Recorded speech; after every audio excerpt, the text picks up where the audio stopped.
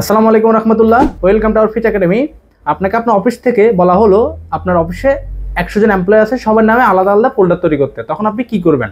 তার জন্য আপনাকে সর্বপ্রথম এক্সেলে তাদের নামগুলো লিস্ট করে নেবেন। দেন আপনি এখানে এসে এমডি লিখে ডাবল কোটেশন দিবেন, ডাবল কোটেশন দিয়ে নামটা লিখে নেবেন। কিন্তু নামটা লেখার সময় খুব সতর্কতার সাথে লিখতে হবে যেন নামে স্পেলিং কোনোভাবে ভুল না হয়।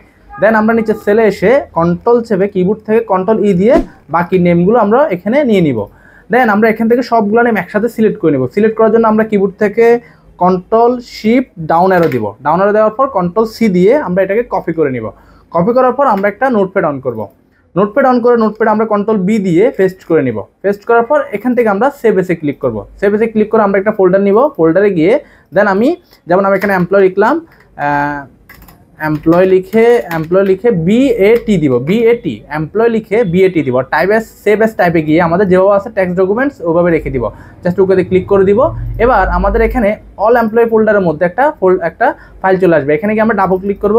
ডাবল ক্লিক করলে এখানে গিয়ে আমরা ডাবল ক্লিক করবো। ডাবল ক্লিক করলে আমাদের ফোল্ডারটা তৈরি হয়ে যাবে। আমরা এখানে এসে এমপ্লয় বিএটি যে ফাইলটা থাকবে এটার মধ্যে গিয়ে ডাবল ক্লিক করলে আমাদের ফোল্ডারটা তৈরি হয়ে যাবে। এখন যতগুলো এমপ্লয় ছিল সবার নাম আমাদের আলাদা আলাদা করে ইন্ডিভিজুয়ালি ফোল্ডার তৈরি হয়ে গেছে। এটা ভালো লেগে থাকলে শেয়ার করবেন, লাইক দিয়ে এঙ্গেজমেন্ট বাড়িয়ে দিবেন। ভালো থাকবেন, আল্লাহ হাফেজ।